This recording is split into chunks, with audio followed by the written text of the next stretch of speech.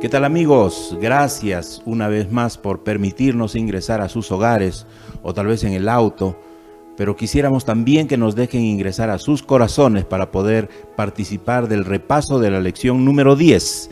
Hemos llegado ya a la lección número 10 y queremos recordarles que estamos estudiando el libro de Génesis. Interesantes, lindas, maravillosas historias que nos inspiran. Además, ahí encontramos al nacimiento del pueblo de Dios. Encontramos también el pacto de Dios con su pueblo. En esta ocasión vamos a estudiar el tema de Jacob, cómo se convierte a Israel, ese cambio de Jacob a Israel. Y tenemos un invitado muy especial. Está con nosotros el vicerrector académico de la Universidad Adventista de Bolivia, el doctor Cristian Arnés, a quien le damos la bienvenida. Doctor, su saludo para nuestros amigos. Pastor, muchas gracias por la invitación para poder hacer este momento de reflexión y dar la bienvenida también a quienes nos escuchan y nos siguen por las redes sociales, tal vez por Facebook, escuchando un audio, porque queremos compartir con ustedes algo importante que está en la lección, que daremos un repaso breve, pero esperemos que sea sustancioso para que algo de lo que hablemos sirva para tu vida. Muy bien, estamos transmitiendo desde el Centro de Estudios de la Naturaleza Cooksonia de la Universidad Adventista de Bolivia. Antes de abrir la palabra de Dios, vamos a hacer una oración. Permítame orar. Doctor, vamos a orar. Pastor. Padre nuestro que estás en los cielos, te estamos muy agradecidos, Señor, por tus bendiciones, porque nos permites juntos repasar estas lecciones tan importantes para nuestra vida. Pedimos, Señor, que tú seas el centro y que podamos aprender lo que tú nos quieres decir. Te lo pedimos por Jesús. Amén. Amén, Señor. Doctor, ¿por qué no leemos el pasaje de memoria? El texto de memoria para esta semana se encuentra en Génesis capítulo 32, versículo 28. Y a través del repaso de esta lección vamos a encontrar que Dios es fiel en cumplir lo que prometió. A pesar de los errores humanos, Dios es fiel en cumplir sus promesas y fiel a su pacto. ¿Qué nos dice el texto de memoria, doctor? Éxodo 32. Génesis 32, 28. Génesis 32, 28. Ya está queriendo ir a Moisés ya. Vamos acá.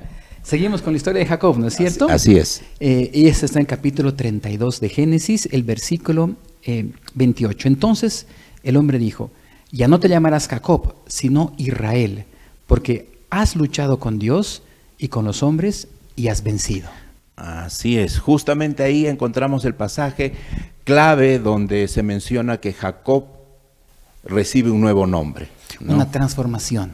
Exacto, no solamente es un nombre que va en el certificado de nacimiento, exacto, ¿no? O en la cédula de identidad, sino es un cambio de carácter, es una transformación de la persona. Y justamente de eso habla la lección de esta semana. Así es, no sé si decir pastor, doctor, ¿no es cierto? Porque mire que cuando usted acabó el doctorado, también tuvo un cambio, ¿no es cierto?, en el título.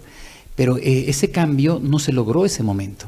Tuvo que haber hecho varios estudios, ¿no es cierto? Hay un proceso, ¿no? Hay todo un proceso que requiere, y al final viene el nuevo título que usted adquirió, pastor, para ser doctor en teología. Entonces, algo parecido ocurrió también con ocurrió todo un proceso, ¿no es cierto?, para que esto pueda darse. Así es. Y ese proceso lo hemos visto en las semanas previas. Sí, en las semanas anteriores hemos visto cómo se va produciendo ese proceso en Jacob, de ser engañador, de estar engañado. Ahora recibe un nuevo nombre y una transformación de su carácter. Para beneficio de nuestros amigos, doctor, vamos a dividir nuestra lección en 3 secciones. Perfecto. ¿Okay? Vamos a ver en primer lugar cómo Jacob lucha con el ángel, lucha con Dios en realidad, sí, sí, ¿no? La lucha de Jacob con el Señor. En segundo lugar vamos a ver el encuentro entre estos dos hermanos, el reencuentro entre Jacob y Esaú. Y en tercer lugar, vamos a ver los problemas familiares, los antecedentes familiares que tiene el pueblo de Dios, ¿no? Jacob. Perfecto.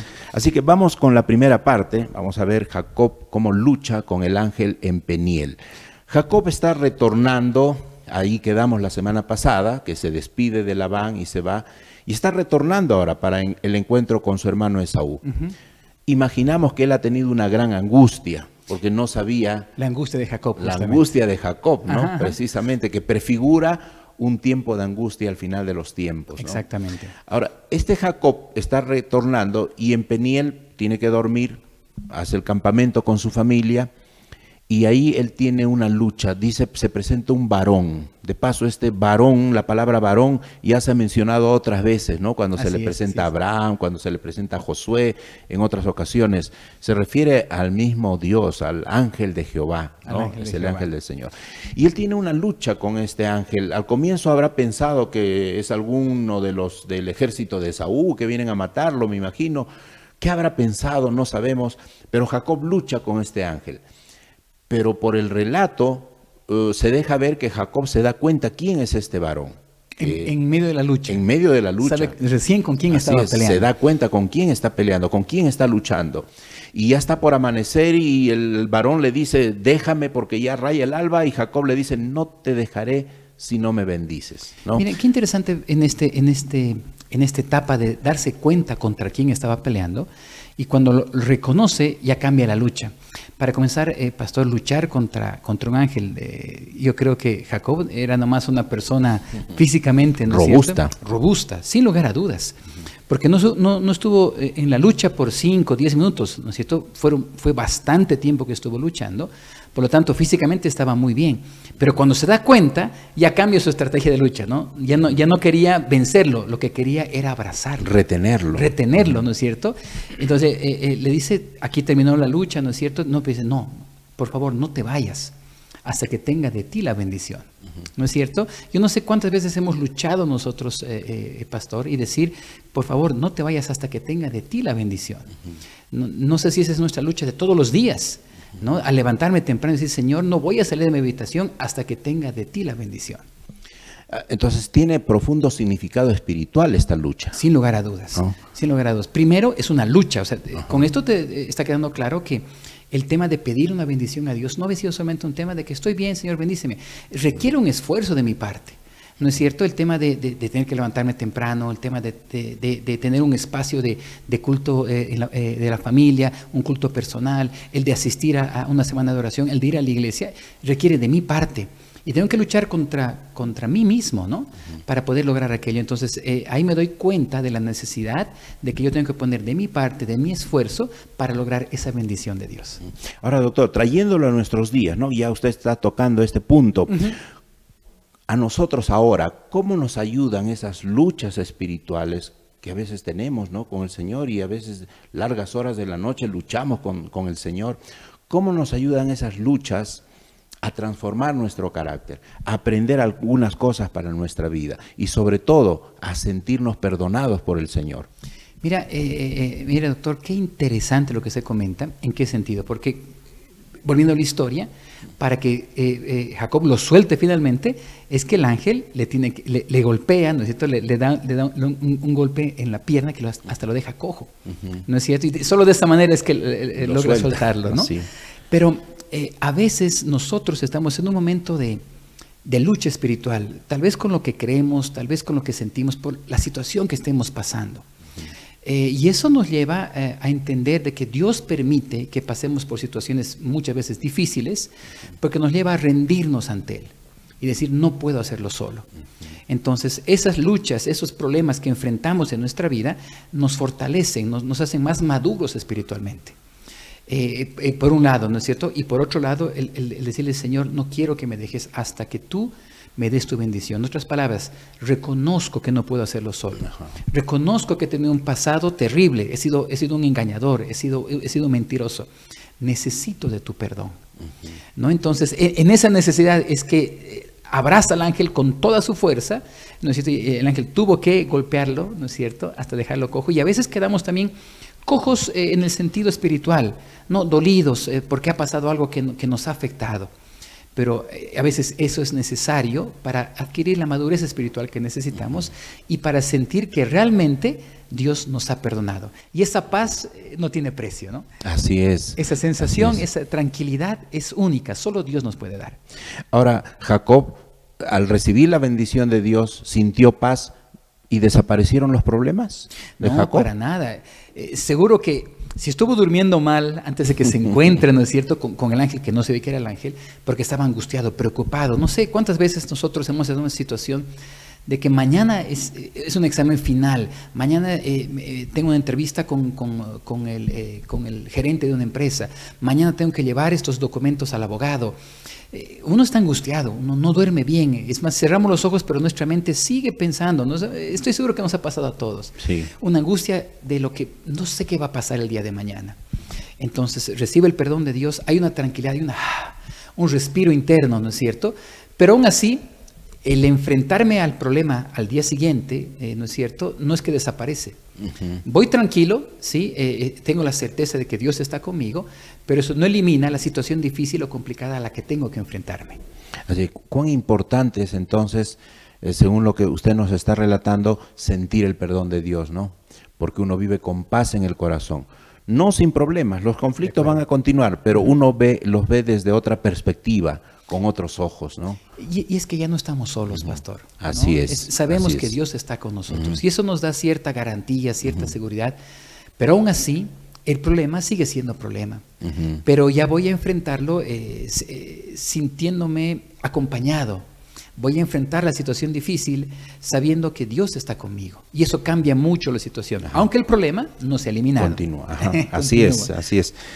Bueno, esa es la realidad de la vida, ¿no? Esa es la realidad de la vida. Vamos a pasar a la segunda parte, doctor, y vamos a ver este reencuentro de estos dos hermanos.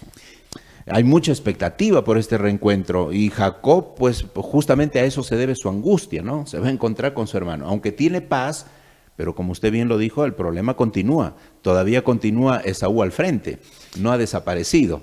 Jacob está en paz con Dios, pero Esaú aún quiere matarlo. Aún viene. Aún viene, ¿no es cierto? Y lo que Jacob más o menos vislumbra de ese encuentro es que seguro que me va a matar. Así es. Ahora, ¿cómo se produce ese encuentro, doctor, entre Uy, Jacob y Esaú? Es interesante porque no solamente que viene Esaú con un ejército de 400 personas ahí preparadas para ese encuentro y personas armadas, ¿no? No hablamos de simples acompañantes. Y es más, hasta Jacob preparó, ¿no es cierto?, un grupo agrupó, digamos, a toda su gente en 3 grupos, porque si pasaba algo, entonces estaba el grupo del frente que iba a sufrir las primeras consecuencias, ¿no? Entonces se alistó para ese encuentro. Entendiendo de que tenía que proteger a su familia, a la gente que estaba con él, así que dijo, vamos a armar 3 grupos y nos vamos a encontrar. Y bueno, como muchas veces nosotros decimos, ¿no?, que sea lo que Dios quiera, vamos, ¿no?, y enfrentamos a la Pero hizo su estrategia, ¿no? Él preparó su estrategia, ¿no? Armó los 3 para grupos que y no, puso el primero adelante, ¿no? Para que no mueran todos, ¿no? Exacto, para que no mueran todos. El primer grupo sería el que iba a sufrir las consecuencias más terribles y posiblemente algo ocurra con el segundo y el tercero capaz quede libre. Eso pensó, como humanos humanamente, pensamos. ¿no? Humanamente pensamos en soluciones, pero qué bueno saber que Dios tiene la mejor solución. Sí.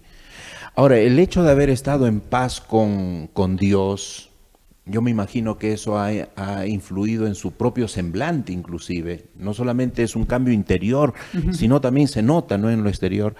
Y algo habrá percibido Esaú cuando se encuentra con Jacob, que en el capítulo 33, versículos 4 y 5 de Génesis, ¿no? Génesis 33, versículos 4 y 5. Tal vez usted mismo le puede dar lectura, doctor. Génesis 33, 4 y 5. Ahí encontramos cómo se produce este encuentro, ¿no? Dice lo siguiente: pero Esaú corrió a su encuentro y echándose sobre su cuello lo abrazó y besó. Los dos lloraron. Después Esaú levantó sus ojos, vio a las mujeres y los niños y dijo: ¿quiénes son estos? Son los niños que Dios ha dado a tu siervo, dijo Jacob. Pastor, aquí 2 cosas importantes. Primero, Jacob vio que la gente, los 400 que estaban ahí, estaban armados, no eran simples siervos, ¿no? Era un ejército. Entonces, él esperando lo peor, ¿no es cierto?, pero de repente lo ve correr a su hermano sin empuñar el arma, ¿no es cierto?, y corre y todavía lo abraza. Es algo que él no esperaba que suceda, ¿no es cierto? Entonces, él finalmente, ese estrés, esa preocupación queda libre, ¿no? Y empieza a llorar. Y Esaú llora con él, lloran juntos, dice lo que acabamos de leer. Pero, ¿qué tipo de llanto es ese? ¿Es de angustia, de tristeza, de dolor, de pena? ¿Qué tipo de llanto? Sería un llanto de desestrés, ¿no es cierto?, de alegría, de gozo, porque sintió el amor de su hermano más que el rencor, el odio de él, que sin lugar a dudas se lo merecía, sí lo merecía. Pero qué lindo experimentar esa gracia, que aunque yo no lo merezca, lo recibo. ¿No es decir, él se merecía la muerte, sin lugar a dudas, porque le había quitado la primogenitura a su hermano. Mintió, engañó, y no solo a él, sino también a su padre, antes de que su padre muera. Miren qué triste todo lo que había ocurrido, pero en ese momento él percibe, siente, experimenta la gracia, el ser perdonado sin tener, merecerlo. Sin merecerlo, sin derecho alguno, ¿no? Así es. Ahora, hemos visto en el momento previo, en la lucha con el ángel, que Jacob siente el perdón de Dios. De acuerdo. Y ahora siente el perdón de su hermano. Qué importante. ¿Cuán importante es sentir ser perdonado no solamente por Dios, sino también por los seres humanos a quienes ofendemos? El esposo, la esposa, los hijos a veces. Ocurre a veces, pastor, y qué triste, ¿no es cierto? Porque yo ya arreglé mis cuentas con Dios, hice todo con Él, siento que Él me ha perdonado, ¿no es cierto? Me he arrepentido, pero no arreglo nada con mi hermano, a quien he lastimado. No arreglo nada con mi esposa, a quien le he sido infiel. No arreglo nada con mi vecino, a quien lo he tratado mal. Entonces no es suficiente el sentirme perdonado, porque como humanos también necesitamos sentir, ¿no es cierto?, que la persona a quien yo he herido de alguna manera, también explicarle mi situación, qué pasó, arrepentirme, demostrarle sinceramente que no me siento bien con cómo está la situación y recibir también el perdón de mi ser querido, de mi vecino, de mi jefe, de mi esposa, de mis hijos, ¿no?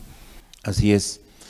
Es importantísimo estar en paz con Dios y en paz con nuestros semejantes, ¿no? Ahí recién creo que completamos la paz, una ¿no? paz más completa, ¿no? Sin lugar a dudas. Sí, porque eso nos permite vivir en la sociedad, ¿no? Con quienes nosotros compartimos la vida, ¿no?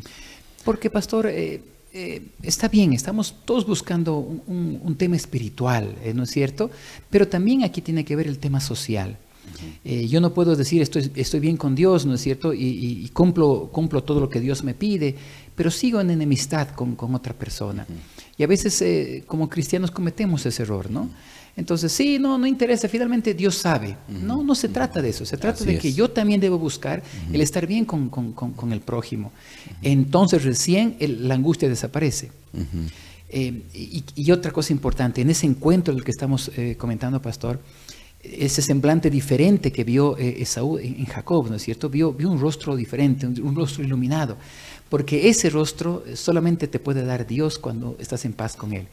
Obviamente que eso ayudó para que las cosas puedan ser mejores en la relación entre hermanos. Entonces yo no puedo ir, ¿no es cierto? Y suponer que porque ya oré, ya hablé, entonces ir y ser la misma persona con nosotros y esperar que me perdonen. Entonces si Dios me ha perdonado, eso debe ocasionar en mí un cambio. Y hasta puede ser acoger el cambio que me ocasiona. Así es. Como fue el caso de Jacob. Pero eso debo demostrarlo, ¿no? O sea, es que a veces pensamos que solo con pensamientos e ideas se pueden hacer las cosas, pero necesitamos hechos, pastor. Entonces yo debo demostrar mi arrepentimiento, porque después de que lloran juntos y pregunta, ¿quiénes son ellos? Dices, es mi familia, son mis hijos, ¿no es cierto? Y que estamos a tu servicio. Yo soy tu humilde servidor, ¿no? Así es. Así se presenta. Así Entonces, se presenta. Se está mostrando como que reconozco, ¿no? Y te pido perdón y ahora me presento como tu servidor. Yo estoy a tu servicio, mi familia está a tu servicio. Le estoy demostrando con acciones, ¿no es cierto? Con hechos de que me siento culpable, por favor, perdóname. Y por lo menos considérame tu servidor. Así es. Entonces aquí se produce realmente el cambio completo, porque el ángel le dice, ya no será más tu nombre Jacob, sino Israel, porque has luchado con Dios y con los hombres, Dios y los hombres, y has vencido. Entonces el cambio no es solamente superficial de un nombre, sino es el cambio de un carácter, ¿no? De todo un ser, es una transformación la que experimentó Jacob. Sin lugar a dudas. Pastor, pasamos a la tercera parte. Esta es una parte final que la vamos a ver en forma un poco más rápida, ¿no? El tiempo avanza, el tiempo nadie lo detiene. y vamos a ver a Jacob y sus problemas familiares, los antecedentes familiares de Jacob, ¿no? En el capítulo 34 nosotros nos encontramos con una experiencia interesante. ¿Por qué se relata? Dios de alguna manera quiere que también queden registrados algunos eventos que son negativos y tristes. De acuerdo. Jacob quiere establecerse en forma pacífica. Sin embargo, en el capítulo 34 vemos que algo ocurre con una de sus hijas, con Dina. ¿Qué pasó con Dina? Uy, pastor, triste la historia de Dina, la hija. No solamente lo que ocurrió, sino también lo que Jacob hace después de enterarse, ¿no? En algunos casos hablamos de un Jacob arrepentido, pero también hablamos de un Jacob humano, ¿no? Entonces, yo no sé, pastor, y aquí yo me pongo a pensar qué pasaría en mi caso si es que alguien, ¿no es cierto?, Terrible, ¿no? con mis hijitas, ¿no es cierto?, simplemente le pone la mano encima, ¿no? Estamos orando porque Dios siempre las proteja, pero a veces nuestra reacción humana, ¿no es cierto?, sale por encima de aquello que uno quiere buscar, de vivir tranquilos, en paz, pero, pastor, definitivamente si es que analizamos la familia de Jacob, yo no sé si le permitiríamos ser pastor de iglesia o anciano de iglesia, porque era una familia en muchos aspectos disfuncional.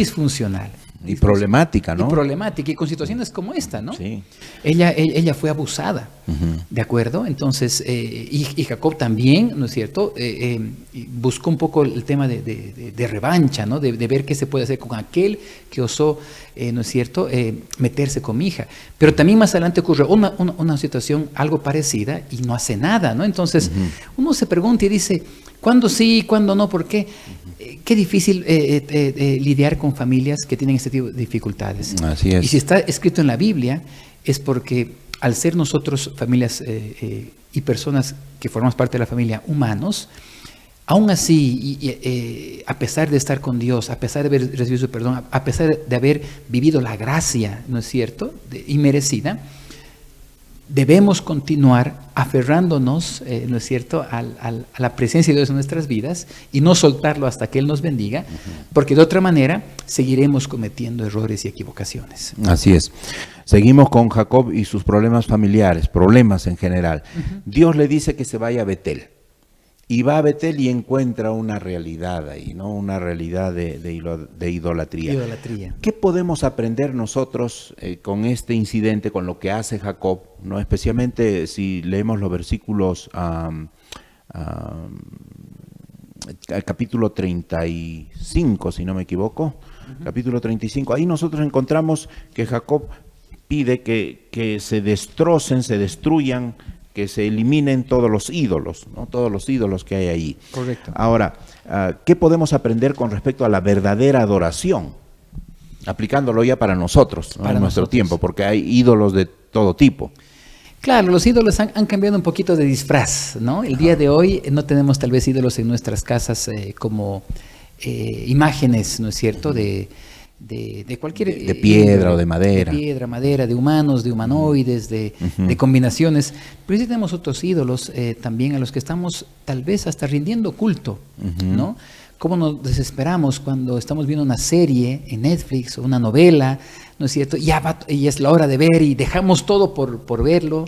Un partido de fútbol, ¿no? Entonces es la final, vamos a ver si clasificamos o no, si pasamos a la siguiente etapa y dejamos todo por ver el partido. Entonces definitivamente tenemos diferentes tipos de ídolos con otro disfraz y muchas veces permitimos que estén dentro de nuestros hogares, o nuestro trabajo, nuestra mente, por supuesto.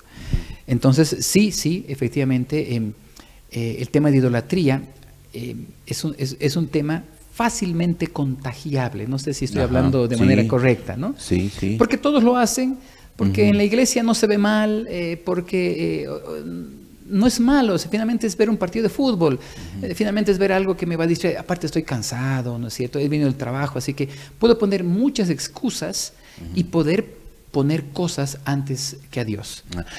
Justamente esto que está usted diciendo, ¿qué significa tener un ídolo? ¿Cuándo algo se convierte en un ídolo?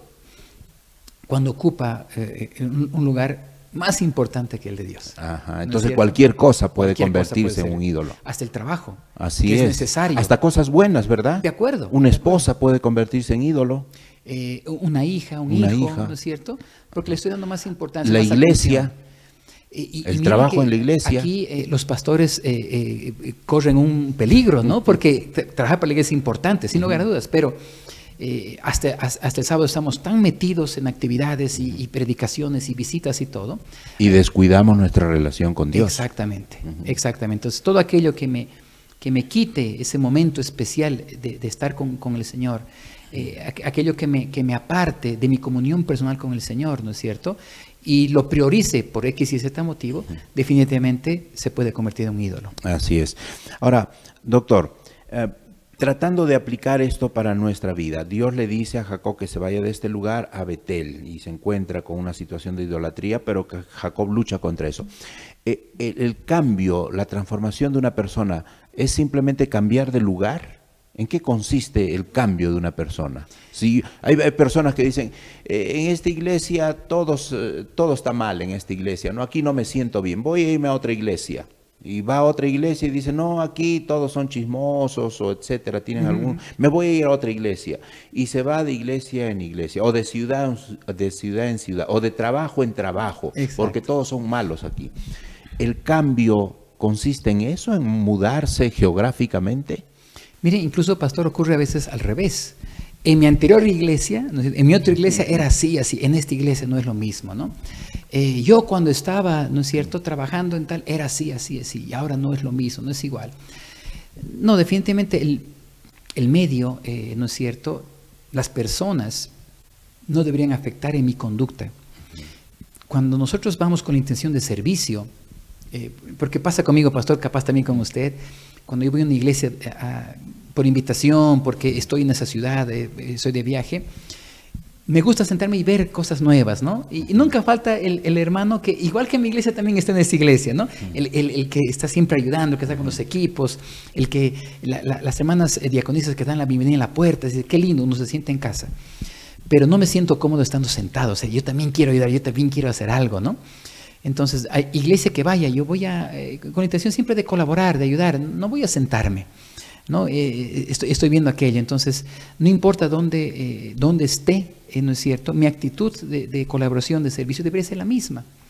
En iglesias grandes, chiquitas, pequeñas, en ciudades grandes, chiquitas, pequeñas, pero es que la actitud mía, ¿no es cierto?, de reverencia, de adoración, no debería cambiar dependiendo el lugar o la iglesia en la que estoy.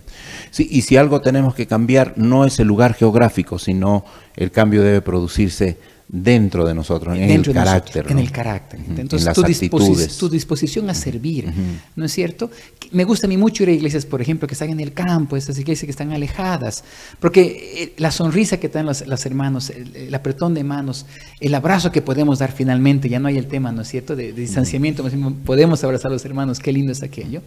Uno siente mucho cariño por parte de los hermanos, están agradecidos porque te vieron allá. Ahora vas a otra iglesia que está más tal vez en la ciudad y te dicen, hermano, bienvenido, pase, ¿no es cierto? Y no hay ese cariño que te demuestran las otras iglesias. Esa calidez. Pero aún así, no importando que haya o no haya calidez, estamos yendo a adorar a Dios. Entonces mi espíritu es de adoración, mi espíritu es de servicio. Donde estemos, deberíamos llevarlo, ¿no?, con nosotros. Así es. Doctor, estamos llegando a la parte final y quizás como pregunta de cierre, hemos visto a este Jacob ya desde las lecciones anteriores, ¿no?, y ya vamos cerrando el tema de Jacob. Hemos visto a un Jacob mentiroso, hemos visto a un Jacob que se arrepiente, hemos visto a un Jacob que lucha con el ángel, hemos visto a un Jacob que es perdonado, hemos visto a un Jacob aterrorizado por el encuentro con su hermano, hemos visto a un Jacob que se reencuentra, que tiene un reencuentro feliz con su hermano Esaú. Hemos visto a un Jacob que tiene a una hija que es violada, hijos que van a vengarse por la hija violada. Vemos terribles situaciones aquí, ¿no? Inclusive más adelante se va a ver a Judá, ¿no? Judá, uno de los hijos de Jacob, que también tiene experiencias extramatrimoniales. Esta familia es terrible, esta es una familia disfuncional. Viendo todo esto, al ver todo esto, ¿qué nos dice todo esto acerca de la misericordia que Dios tiene al tener en cuenta a esta familia, a este pueblo, para que sea su pueblo? Y no solo su pueblo, sino que de aquí, de la descendencia, nace Jesús. Así es, de su simiente. De su simiente nace Jesús. Pastor, no tenemos o no vivimos con familias perfectas. Yo creo que si pedimos a los que nos están viendo, ¿no es cierto?, que comenten ahí en los comentarios, que digan, yo tengo mi familia perfecta, idónea, Yo creo que nadie va a comentar nada porque todos tenemos dificultades, todos, sin lugar a dudas. Pero qué misericordioso es Dios con nosotros. Qué bueno es saber que a pesar de los problemas, dificultades y hasta pleitos que podemos tener internos dentro de nuestras familias, Dios aún así puede hacer cosas increíbles con nuestra familia y con lo que vendrá más adelante, como fue el caso de la familia de Jacob.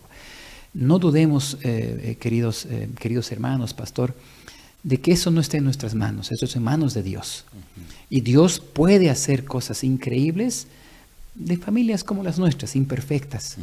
Dios puede llegar a otras personas mediante nosotros, y no porque nosotros seamos el mejor instrumento, pero es el poder de Dios quien obra. Mientras permitamos que el Señor actúe en nosotros, aceptemos su misericordia, recibamos su perdón y busquemos el perdón también de nuestros seres allegados, entonces podremos ser instrumentos imperfectos, pero instrumentos de Dios. Muchas gracias, doctor. Creo que con estas últimas palabras que usted ha dicho estamos resumiendo la lección de esta semana, ¿no? Porque hemos visto cuán importante es sentir el perdón de Dios, estar en paz con Dios, cuán importante es recibir el perdón de los seres humanos a quienes ofendemos y estar en paz con ellos. Y también hemos visto la gran misericordia de Dios, que a pesar de nuestros errores, a pesar de nuestras decisiones fallidas, Él todavía tiene misericordia de nosotros y tiene un plan, un hermoso plan para su pueblo, para sus hijos, ¿no? De manera inmerecida.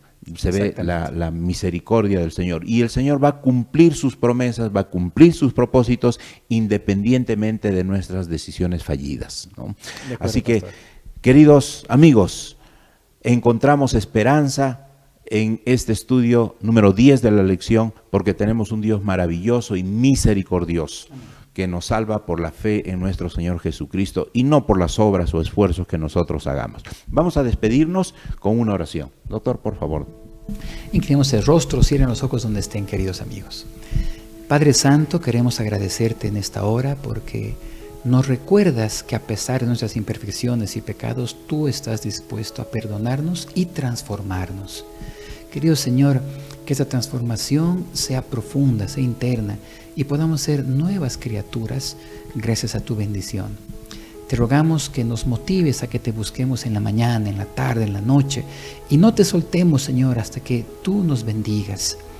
Posiblemente esto requiere de nosotros esfuerzo y dolor y sacrificio posiblemente, pero querido Padre, a pesar de tener vidas no perfectas, vidas con errores, queremos ser instrumentos tuyos.